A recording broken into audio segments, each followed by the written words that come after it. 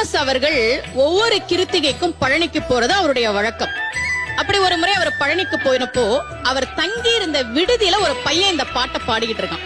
இவர் இந்த முழு பாட்டையும் எழுதி வாங்குறார். ஆனா உண்மையா இந்த பாட்டை எழுதினது யாருன்னு அவருக்கு தெரியாது. அவர் பல மேடைகள்ல பாடுறார்.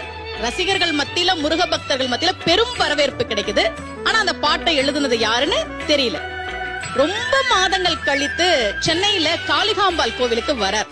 அந்த கோவில்ல கல்வெட்டுல இந்த பாட்டை எழுதி வச்சு, இதை எழுதியது யாருன்னு பேரோட எழுதியிருக்காங்க. அன்னை ஆண்டவன் பிச்சி அருளியது. எழுதியவர் மரகதவல்லி என்கிற ஒரு பெண்.